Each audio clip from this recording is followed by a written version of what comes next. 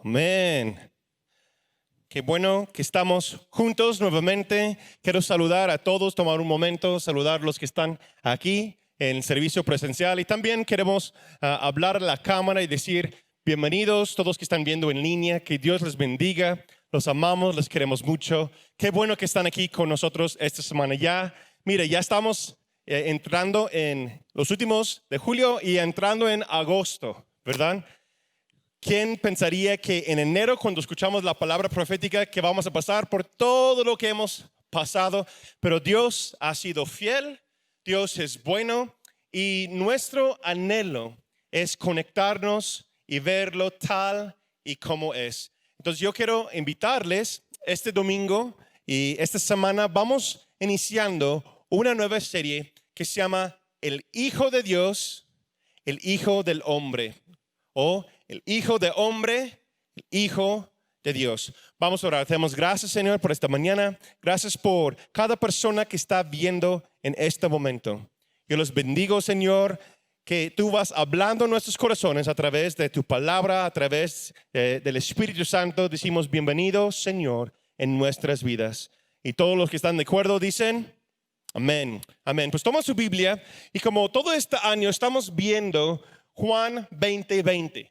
Nuestro anhelo es verlo tal y como es Jesús en nuestras vidas.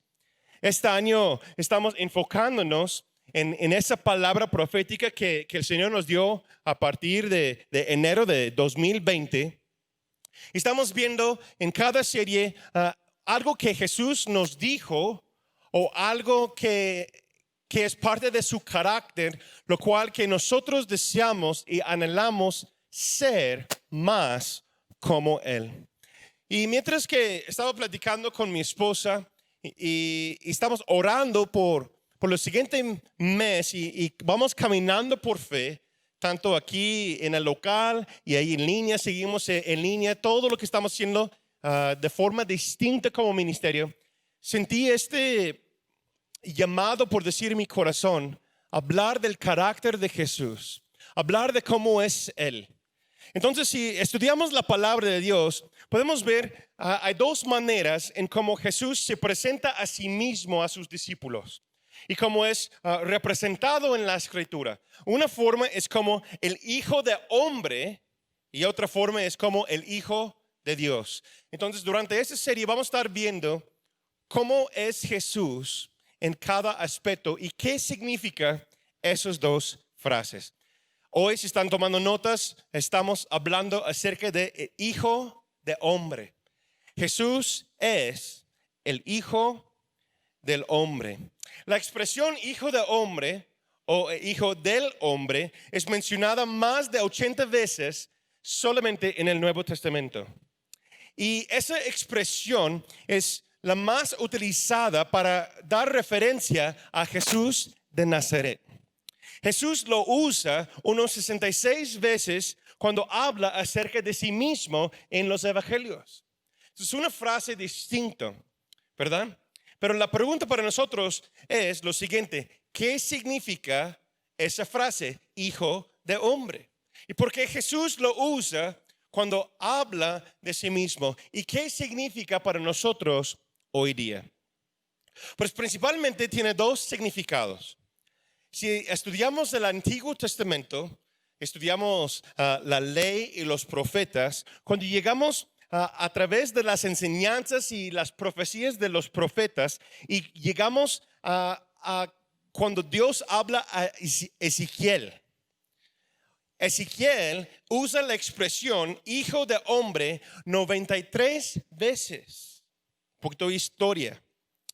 En este contexto, Hijo de Hombre quiere decir el ser humano o ser parte o un miembro de la humanidad. Pero llegando al libro de Daniel, hace unas series hablamos de Daniel, en específico en la visión de Daniel, en Daniel capítulo 7, versículos 13 a 14, llegamos a una explicación un poquito más profundo. Acompáñame a Daniel 7, 13 al 14, y si ustedes vieron la serie de El principio del fin, utilizamos ese mismo versículo en otro contexto de la palabra profética y la visión acerca del Apocalipsis y todo eso. Pero aquí vemos nuevamente esa expresión y Daniel habla acerca del Hijo de Hombre. Dice Daniel, miraba yo en la visión de la noche o la visión nocturna, y he aquí con las nubes del cielo venía uno como un hijo de hombre, que vino hasta el anciano de días, y le hicieron acercarse delante de él. Versículo 14, y le fue dado dominio, gloria y reino, para que todos los pueblos, todas las naciones y lenguas le sirvían. Su dominio es dominio eterno que nunca pasará, y su reino uno que no será destruido. Entonces aquí en esa expresión, utilizando el Hijo de Hombre, dice que Jesús o el Hijo de Hombre es alguien de la humanidad que tiene autoridad sobre toda nación, todo pueblo, toda lengua, y tiene dominio eterno. Aquí lo que está hablando y se da referencia, si estudiamos el contexto, el trasfondo de lo que dice en hebreo, aquí se da referencia, en otras palabras, a aquel quien será y es el Mesías. No sé si han escuchado esa palabra antes. Yo me imagino que muchos de ustedes han escuchado esa palabra, el Mesías. Pero si no lo has escuchado, para dar algo fresco, un repaso de qué es esa palabra, Mesías quiere decir el ungido, el librador, ¿sí? O en hebreo la expresión es Mesías ben David, que quiere decir el hijo de David, o quien es de la descendencia del rey David. Entonces, cuando hablamos de Mesías, hablamos de hijo de hombre. Una definición bíblica será lo siguiente: el que es ungido para liberar a la humanidad de su necesidad. De su necesidad. O en otras palabras, es alguien quien va a liberarnos de nuestra mayor necesidad o de nuestras necesidades. Entonces eso nos lleva a la siguiente pregunta: ¿cuáles son las necesidades principales de la humanidad? Pues yo creo que son dos cosas, y hoy, próxima semana, vamos a hablar acerca de ello. Yo creo que la mayor necesidad que tenemos es ser librados de nuestro pecado. Y también necesitamos ser librados de las necesidades de esta vida. La humanidad de Jesús es muy importante. Es algo que necesitamos entender para saber quién es Él y para que nosotros podamos tener una relación más íntima con Él y para que podamos estar acercándonos a Él y viviendo, caminando con Él. La humanidad de Jesús es muy importante. El hecho que Él fue concebido por el Espíritu Santo y nació de la Virgen María le da la capacidad de simpatizar con todas nuestras debilidades. Piensen en eso. El Rey de Reyes, Señor de Señores. Sabemos que la Biblia nos enseña que Él es el creador del universo y vamos a hablar de eso más adelante.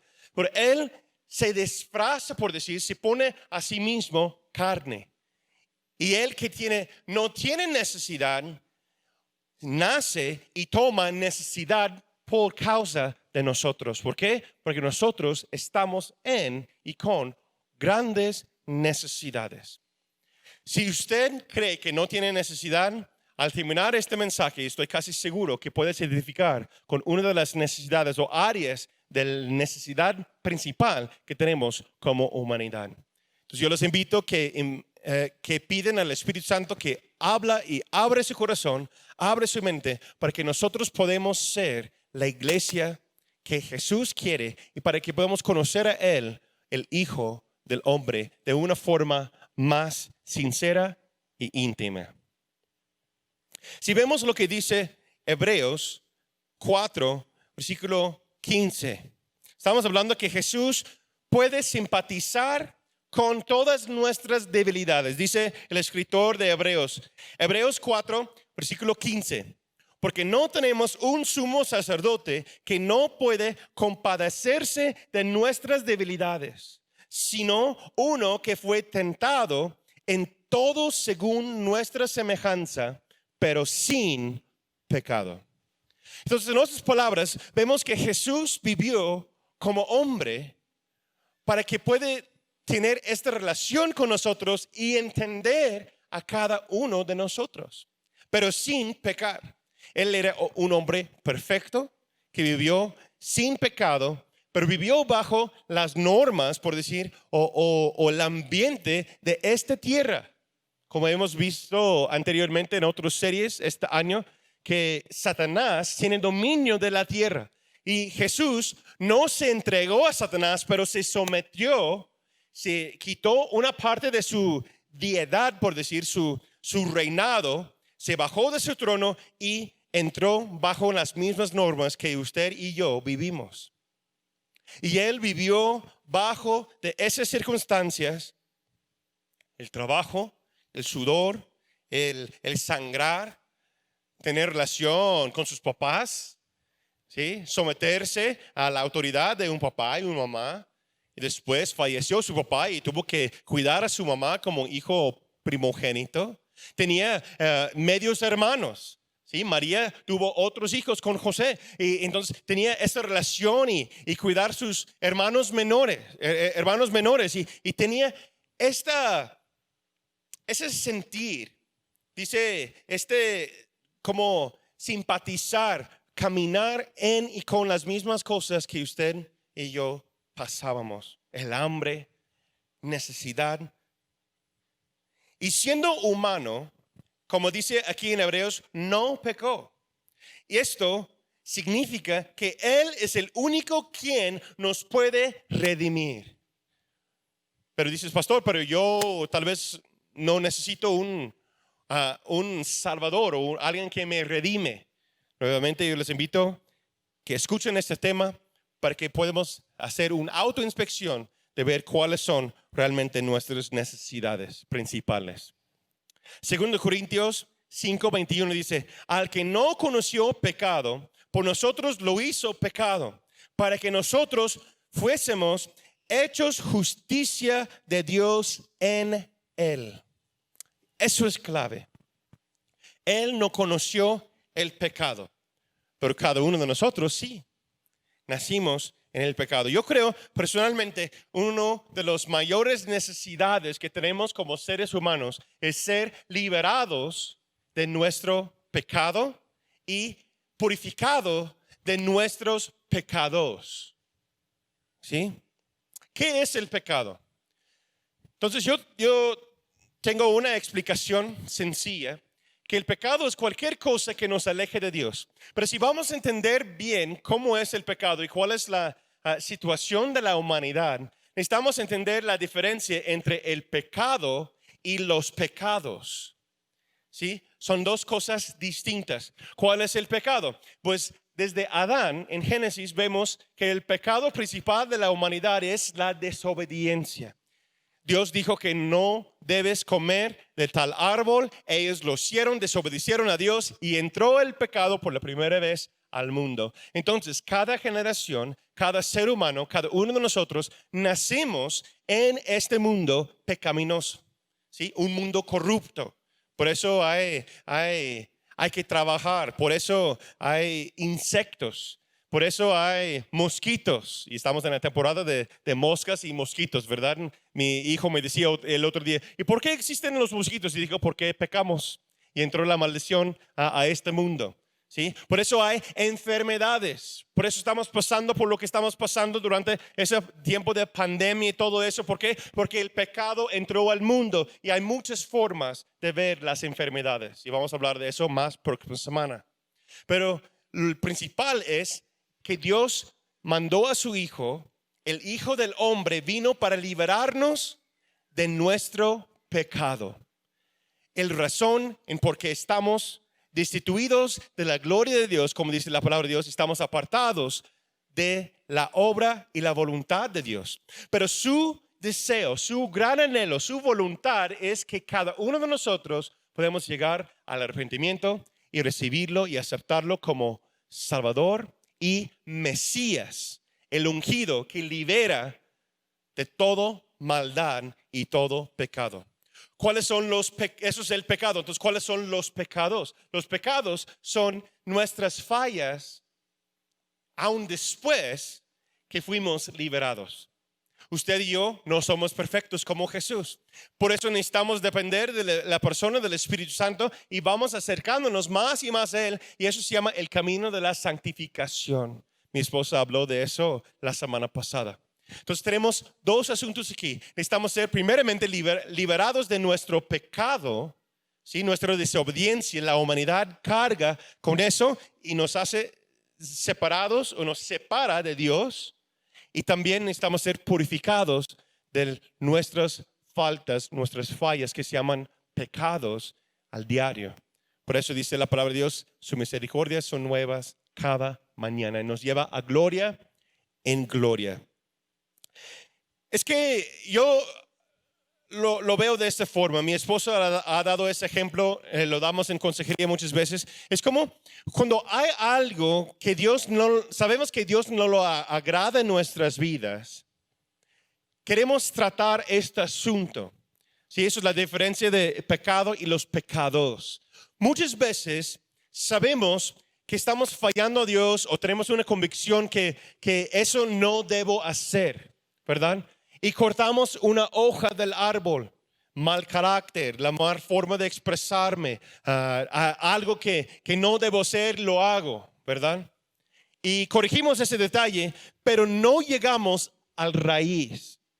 Si el árbol va a crecer correctamente, debemos no solamente cortar las hojas, o sea, quitar solamente los pecados y pulirlo. ¿Por qué? Porque después, si el raíz no cambia, las otras cosas siempre van a estar saliendo. Y la meta es que no pecamos más, como dice el salmista. Entonces, ¿cómo llegamos a un punto como Cristo que no pecamos, que no caemos en las tentaciones de este mundo? Pues tenemos que llegar al raíz. Y el Redentor limpia desde nuestra raíz para que las hojas, el fruto de la vida sea diferente. Entonces, básicamente, lo repito, ¿cuál es el pecado entonces? El pecado es cualquier cosa que me impide acercarme a Dios. El pecado es cualquier cosa, pensamiento, emoción, sentir, palabra, acto, cualquier cosa que me impide acercarme a Dios. Entonces, la siguiente pregunta para nosotros hoy es: ¿cuáles son las cosas que no me permite acercarme a Dios?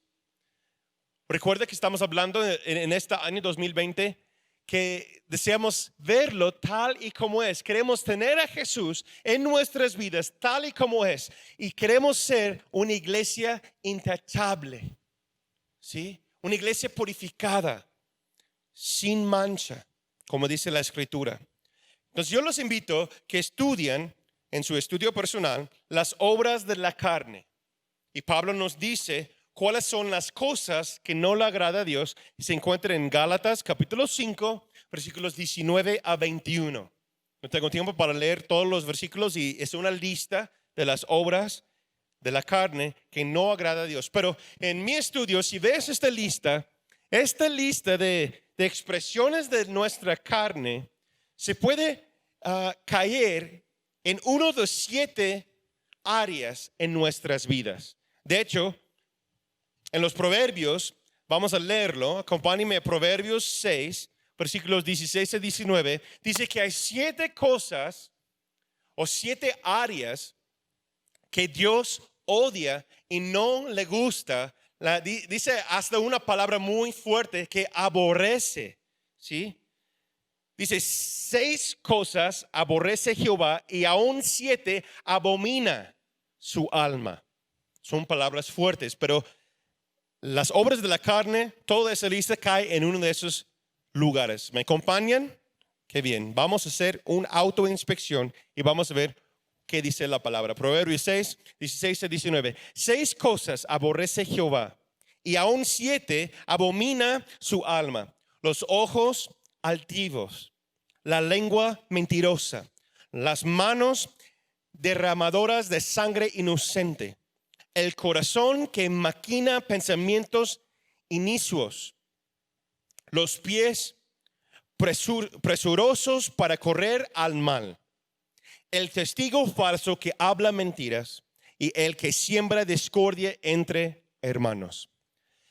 Entonces hay varias áreas en nuestra carne que podemos caer en una de esas áreas. Y dice Jehová, o dice Dios, dice Jesús, que esas son las áreas en las cuales que necesitamos purificarnos. ¿Para qué? Para que podamos ver la obra del Hijo del Hombre en nuestras vidas. Una nota, vea cómo es. Habla de ojos, lengua, manos, corazón, pies e intenciones del corazón. Y curiosamente, mientras que estaba estudiando, yo vi algo en esa lista o en esas 7 áreas. Todas esas áreas son herramientas que Dios nos ha dado para edificar su reino. Con mis ojos, con mi lengua, con mis palabras, con mis manos, con mi corazón, mis intenciones, con mis pies. Todo eso que se puede llevarnos al pecado, llevarnos en algo que nos aleja de Dios, Dios nos dio todo eso para que podamos edificar su reino. Entonces, vamos a ver cada uno hoy. Yo siento que es muy importante porque mi anhelo es que cada uno de nosotros podamos experimentar la obra del Hijo del Hombre en nuestras vidas. Amén. Entonces hay 7 pecados y vamos a ver la Reina Valera, pero también yo voy a utilizar la traducción de la traducción lengua actual porque hace una comparación y lo explica de alguna forma como más entendible, bueno, por lo menos para mí, ¿verdad? Número 1, ojos altivos. ¿Qué quiere decir eso? La traducción lengua actual dice gente orgullosa. Gente orgullosa. El orgullo es algo muy distinto y muy interesante. El orgullo es una forma de ser. El orgullo es una forma de pensar. Es una forma de actuar. Entonces podemos decir que el orgullo mismo es un espíritu que causa una reacción en mi carácter. Muchas otras emociones no tienen lo mismo o mismo afecto como el orgullo en nuestras vidas. Y de hecho, hay 2 formas que vemos bíblicamente del orgullo. Lo he enseñado anteriormente, pero hay un orgullo que se hace como pecho grande, que yo soy el mero mero, yo soy el mejor, no hay nadie como yo soy el más guapo del mundo y todos quieren ser como yo, ¿verdad? Pero también hay otra forma de orgullo que es más sutil, ¿sí? Y muchas personas lo traen y no saben que es orgullo. Es esta expresión de, ay, pues yo no puedo, yo no sé cómo, es que yo no soy nadie, es que Dios es bueno porque yo soy un grande pecador y no, es una humildad falso. Eso viene de un raíz de orgullo. ¿Por qué? Porque el orgullo o el espíritu de orgullo y el carácter orgulloso siempre es una expresión de mí mismo. O la atención va hacia ¿dónde? Hacia mí. ¿Sí? Y hace muchos años, si usted cree en visiones espirituales o no, yo sí, yo creo que la Biblia nos enseña de eso. Yo tuve una visión del espíritu del orgullo y fue el demonio más grande que he visto en toda mi vida. Sí, estaba arriba de un edificio ahí en el centro, sus alas tocaba cada punto del edificio, en su brazo izquierdo decía espíritu de Mammon, o sea, el espíritu de riquezas, el amor a las riquezas. En el otro brazo estaba escrito el espíritu de independencia. Y él me volteó a ver y me dijo, ellos, si los ves, son míos. Lo volteó a ver y dijo, ahora ya no, porque el reino de Dios está aquí. Amén. Estamos en una guerra espiritual, pero el orgullo, el espíritu de orgullo existe y Dios dice que lo odia. Romanos 12, versículo 3, traducción lengua actual. Dios en su bondad me nombró apóstol, dice Pablo, está escribiendo. Y por eso les pido que no se crean mejores de lo que realmente son. Fíjate lo que dice Pablo. Más bien, véanse ustedes mismos según la capacidad que Dios les ha dado como seguidores de Cristo Jesús. ¿De qué está hablando Pablo? Él lo dice en una forma muy amable, pero en otras palabras, él está diciendo que no creas tan. Tú no eres tan bueno como tú crees. En otras palabras, con amor y con mucho amor está diciendo, ubícate. Tú no eres lo que tú crees. Por lo bueno o por lo malo es que yo no soy.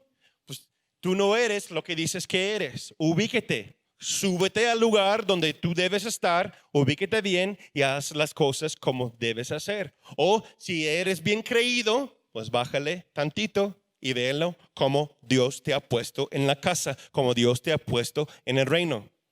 Una vez yo me recuerdo que mi pastor Carlos estaba predicando de algo similar hace muchos años y estuvo ahí presente y él le dijo más o menos así, dice, si tú esperas que nosotros iniciamos hasta que tú llegues, algo está mal. Estás equivocado. Porque es ese sentir, tú vas a decir, ay, pues yo no soy así, pastor. Bueno, ahí lo dejo a su consideración para que checas un autoexamen. Porque yo tengo también checar mi propio corazón, hermano. Todos nosotros luchamos en alguna forma una de las dos manifestaciones o expresiones del orgullo. Créenme, existe, es una influencia muy fuerte, tristemente, dentro de la iglesia cristiana. De hecho, yo creo que hay más cristianos, lo voy a decir eso, creo que hay más cristianos orgullosos que personas en el mundo. Entonces, checa, pide a Dios. Si tú crees que las cosas van a estar súper padre y ahora porque tú has llegado, las cosas no van así, como decía Pastor Carlos.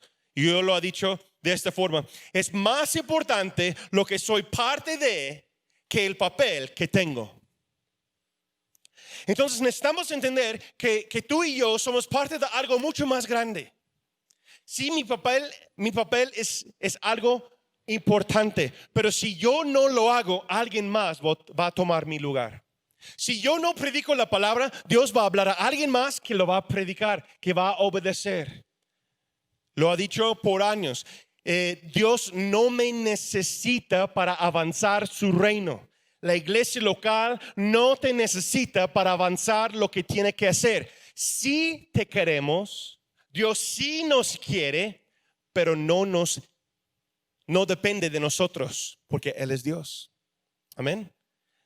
Hay un ejemplo bíblico de eso, que decían, pues calla a los discípulos porque están diciendo Hosana, Hosana, Hosana. Y Jesús mismo dijo, si ellos no cantan, las mismas piedras me van a dar alabanzas. Pero yo quiero que encuentre un hijo que le grite, que le dice, gracias Señor por mi voluntad propia, no porque tengo que. Es más importante lo que soy parte de que el papel que tengo. Muchas personas nunca llegan a vivir su llamado o propósito eterno porque creen que son más o también piensan que son menos de lo que son.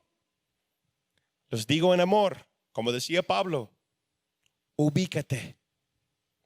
Ubícate correctamente en el reino de Dios. Como les dije, hay dos tipos de orgullo. Uno que se levanta uno mismo y otro que menosprecia a uno mismo. Los dos son orgullo. Eso es parte de nuestra visión.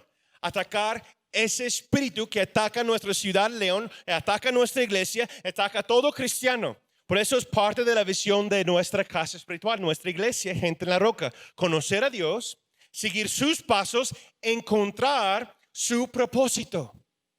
Si tú no sabes cuál es tu propósito, hoy mismo y las siguientes semanas ya vamos a reactivar los pasos del discípulo. Yo los invito que se queden un poquito después de la reunión, si están aquí en la reunión presencial o si están viendo en línea, acércate un sábado por la noche terminando la reunión o domingo terminando la reunión en las mañanas y vamos retomando, reactivando nuestros pasos de crecimiento espiritual.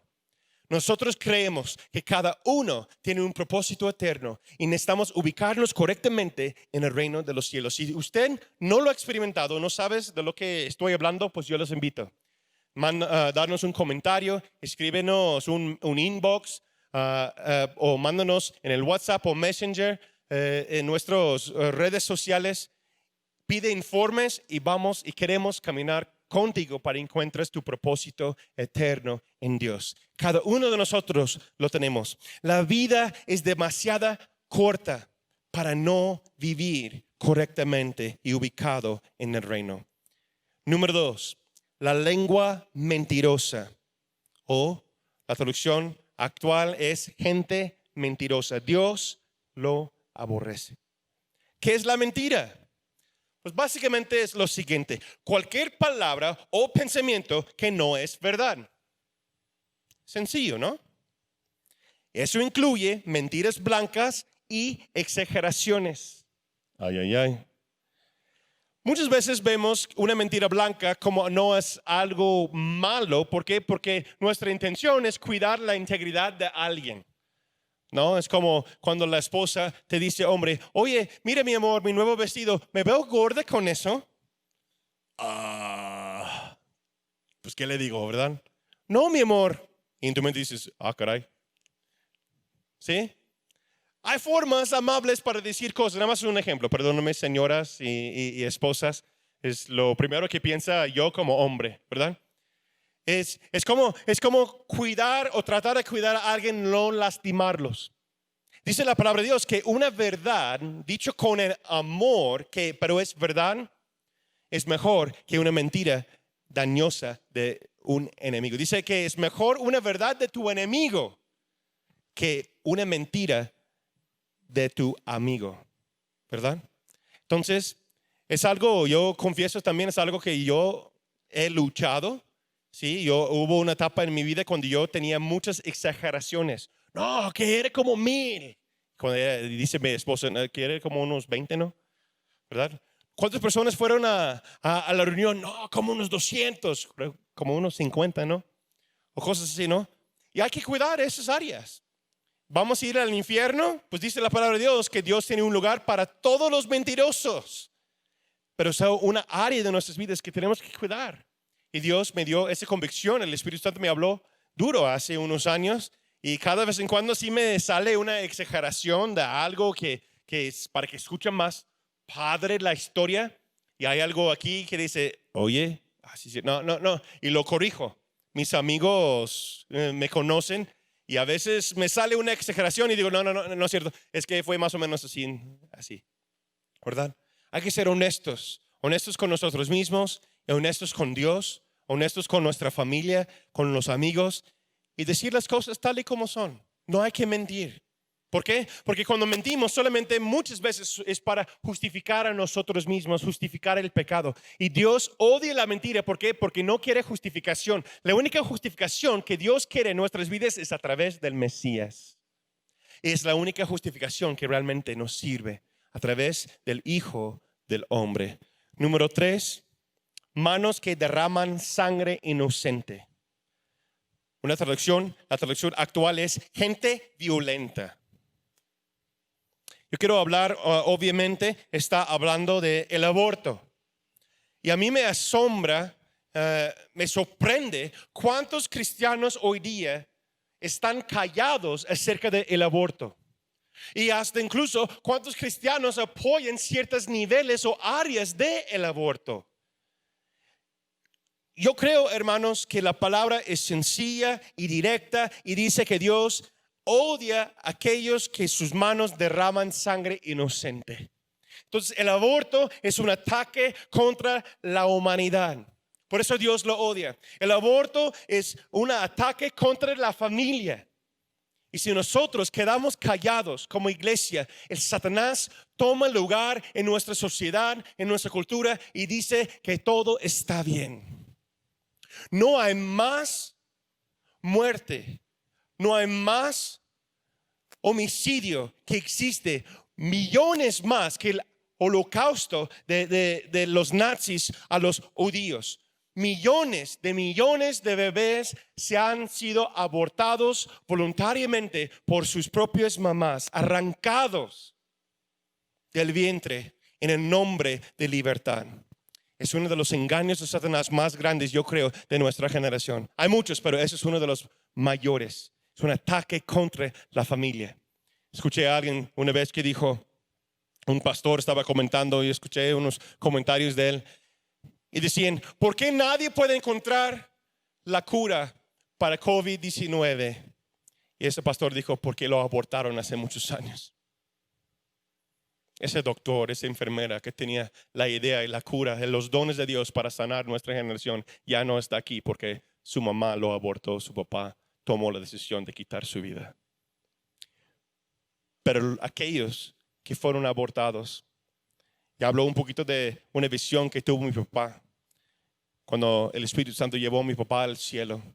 Hay un ejército de jóvenes fuertes que están preparados. Y mi papá en su visión, en su libreta, su libro, lo explica y le dice, es como un ejército como el mar de jóvenes que están listos, preparándose para la batalla. Y pueden ver la serie del principio y del fin, de cómo va a ser esas cosas en el futuro. No tengo tiempo para hablar de ello, pero Dios está preparando algo grande con cada uno de ellos. La generación inocente, y Dios los ama, en mi opinión, más que cualquier otro. Pero es la iglesia que debe levantar la voz y hablar, predicar, anunciar las cosas por los que no pueden defender a sí mismo. Pero también la traducción aquí quiere decir violencia. Entonces solamente tengo una pregunta para ti. ¿Cómo te respondes cuando estás frustrado o enojado? Dice la palabra que se puede enojar sin pecar, pero muchas veces permitimos, yo lo he permitido en mi vida, hermanos. No digo que es correcto, no lo justifico, pero hay momentos que nuestras emociones nos ganan, pero ahí dice el Señor que es un pecado. El Hijo del Hombre quiere entrar y redimir estas áreas de nuestras vidas. Número 4, corazón que maquina pensamientos inicuos. O en otra palabra que decir gente malvada. Otra traducción es, o otra forma de verlo, es personas astutos. Personas que buscan formas para, en otras palabras, fregar a otros a propósito. Mira, no tengo que decirles, los que tienen años de casados, los que tienen hijos o los que tienen hermanos. Hay momentos en que cada uno de nosotros, incluso tenemos muchos años, mi esposa y yo, dando consejería. Hay matrimonios que existen solamente para hacer eso, para hacer difícil la vida de mi pareja. Eso no agrada a Dios. Hay hermanos que viven de esta forma y creen que es la manera más natural. Pues es mi hermano y lo voy a picar hasta que reaccione, ¿verdad?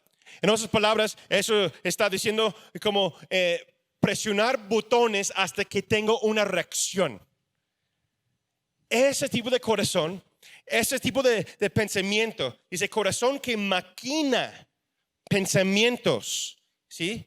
Gente malvada que dice, yo lo voy a decir eso, lo voy a hacer aquello, lo voy preparando y planeando las cosas para que reaccione, para ver qué pasa. Ay, que no, tú, que bien cristiano, ¿verdad? Ay, sí. Sé que alguien está escuchando esa palabra y Dios está dando convicción a su corazón. Es presionar y presionar y presionar hasta que sacas una reacción para que puedas decir, ya ves, te dije que estás mal. Los dos están mal, pero principalmente aquella persona que maquina esos pensamientos, su corazón, y busca la forma de buscar a lastimar a otros. Número 5, pies presurosos para correr al mal. Otra traducción, la traducción actual es gente ansiosa de hacer lo malo. Ay, pues eso no soy yo, pastor, son personas del mundo. Puede ser. Pero déjenme preguntarles lo siguiente. Cuando tienes tiempo libre, ¿qué buscas hacer? Cuando estás en tu casa a solas, cuando estás en la noche, ¿en qué piensas? ¿Qué buscas? Si estudiamos 2 de Samuel 11, 1 al 25, encontramos un gran salmista, un gran rey que se llama David. Y durante la semana yo estaba meditando en esas cosas, en esa historia. Léelo. Y los que conocen su Biblia saben que es cuando David se quedó en casa. Y ahorita voy a leer esa porción de la escritura. Cuando David se quedó en casa y después cayó en tentación con Betsabé. Después mandó a la muerte su esposo. Y no solamente hizo todo eso, pero también se quedó embarazada esa esposa de otro hombre, Betsabé. Pero ¿cómo empezó todo? Con esa pregunta. Cuando tienes tiempo libre, ¿qué buscas hacer? Dice la palabra, en los tiempos que los reyes salen a la guerra, el rey David se quedó en casa. Yo sé que estamos en un tiempo que muchos de nosotros tenemos que quedarnos en casa, no porque nos queremos, pero es a fuerzas. ¿Sí? Y hace poquito hablé a una reunión de hombres esa misma palabra. Pero cuando estamos en una situación difícil que no nos agrada, ¿qué buscamos hacer? ¿La voluntad de Dios o lo que me antoja? Mi carne, con mis pensamientos malvados. Si haces lo que sabes que está mal, no hay más gracia para ti en ese asunto. Lee Hebreos capítulo 10, versículo 26. Si yo sé que algo es pecado, que algo es erróneo, ver tal página web, decir tal cosa, pensar tal pensamiento, ¿verdad? Dice que si odias a tu hermano en tu corazón, ya lo mataste. Y hay personas que están nada más pensando y diferentes formas de cómo matarlo. Pero nunca lo hice. Es como un amigo que me dijo, es que yo voy al buffet, pero nada más veo, yo no como. O sea, pero está en tu corazón, está en tu mente, ¿sí? Tal vez tus pies no corren hacia ello, pero la ansiedad o está ansioso, esa intención en tu corazón o en tu mente, ¿sí? Dios está buscando una generación pura, purificada. Escuché una enseñanza hace muchos años. Dios nunca te va a corregir en algo que ya sabes que está mal. Es que el Espíritu Santo no me dijo. Pues el Espíritu Santo no te va a decir lo que ya sabes. Pero otro lado, hay gracia por aquellos que no saben, que son, tal vez no es su intención hacerlo y cae en el pecado. Entonces el Espíritu Santo va a decir, no hagas eso. Él viene y nos guía a toda la verdad. Pero si yo sé que algo es erróneo, si yo sé que algo es incorrecto y lo hago, el Espíritu Santo no me va a traer convicción acerca de tal asunto. ¿Por qué? Porque Él es un caballero y los caballeros no se repiten dos veces. Se le dice una vez y ya. Él es Dios. No tiene que hacer debates con nosotros. El Hijo del Hombre, Mesías, quiere liberarnos de todo maldad. Número 6. Testigo falso. O otras traducciones, gente que miente en juicio o gente que justifican a sus errores. La pregunta es lo siguiente: ¿qué tan importante para ti es la verdad? ¿Qué tan importante para ti es la verdad? La verdad puede tener dos lugares en nuestras vidas. Es algo que contamos cuando no hay de otra, o es mi regla por vivir. Jesús es la verdad. Su persona es lo justo, lo correcto. Cuando hay una injusticia, ¿cuál es mi reacción hacia ello? O cuando alguien me confronta con el Espíritu Santo mismo, me confronta con un pecado, con algo que está en error o que no es correcto, ¿qué pasa? ¿Me justifico a mí mismo? ¿O lo digo, perdóname, Señor? Nuevamente, el rey David, ¿qué hizo él? El profeta Natán llega con él y lo confronta con la historia del Señor y sus ovejas. Y dice quién es y se enoja y lo voy a mandar a la cárcel o lo voy a matar. Y dice, tú eres ese hombre. Y la palabra de Dios llega a su corazón y él reacciona y pide perdón. Y por eso él tiene un corazón acerca de Dios, o un corazón que agrada a Dios mismo. ¿Escondes la verdad? Yo he dicho eso durante los años que aprendí de mi mentor. Es un dicho que es como norma entre nuestro liderazgo. El que no es contable o que entrega cuentas, el que no es contable no es confiable. Necesitamos ser amadores de la verdad y no esconder ninguna cosa en nuestras vidas. Que caminamos de la luz porque Él es de la luz. Y número 7, el que siembra discordia entre hermanos. La traducción actual dice, personas que provocan pleitos familiares. Ay, ay, ay. La pregunta aquí es, ¿te ofendes fácilmente? ¿Creas conflicto donde vayas? ¿En el trabajo? ¿En la iglesia? ¿Con tus papás? ¿Con tus hermanos? ¿Con tus vecinos? Hay situaciones que a veces, y hay personas, nos pasó una circunstancia con unos conocidos últimamente, que busca pleito, busca división y se enojan sin razón. Y quieren culpar a la familia o culpar personas por algo que ellos hicieron, ¿verdad? Una vecina llega y echa pleito con los niños y cosas así, por cualquier cosa.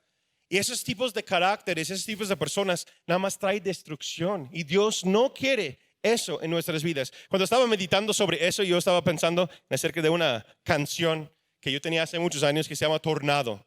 Y la lírica o la letra de esa palabra dice, vives tu vida como un tornado. La destrucción sigue a donde quiera que vayas y no tienes planes para parar o frenar. ¿Conoces a alguien así? Tal vez tú eres así. Dios te llama hoy, el Hijo del Hombre dice, ya basta, tengo propósito para tu vida. El anhelo de Jesús es regresar por una iglesia sin mancha, sin arruga, como dice Efesios 5:27. Si al mencionar estas áreas te moleste o quieres pensar en otra cosa o simplemente lo niegues, significa que Jesús quiere tratar algo en tu vida ahora mismo. Ponte de pie, por favor. Si están aquí en presencial o ahí en tu casa. En conclusión, el Hijo del Hombre nos perdona, nos limpia y nos purifica de toda maldad. No permites que el tiempo pase sin acercarte al Hijo del Hombre. La vida es demasiado corta. Encuentra tu propósito. Dios tiene un plan para su vida. Y eso es un gran paso y se llama la santificación. ¿En qué áreas necesitas ser purificado? Uno de dos. Primero, dar tu vida a Jesús. Él quiere ser tu redentor. Él quiere ser tu Mesías. Él quiere limpiarte y purificarte. Quiere perdonarte de todos tus pecados. Como lo hemos visto, tenemos el pecado y también tenemos pecados.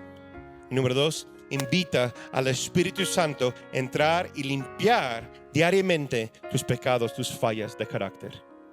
Dios quiere hacer algo distinto en tu vida, hermano. Y voy terminando con eso. Primero de Juan 1:9. Pero si reconocemos ante Dios que hemos pecado, podemos estar seguros de que Él, que es justo, nos perdonará y nos limpiará de toda maldad. Te damos gracias, Señor, por este tiempo. Gracias, Señor, por tu palabra. Confío que estás ministrando a corazones en este momento. Gracias, Jesús, porque tú nunca nos has dejado a un lado. Tienes un propósito por cada uno de nosotros.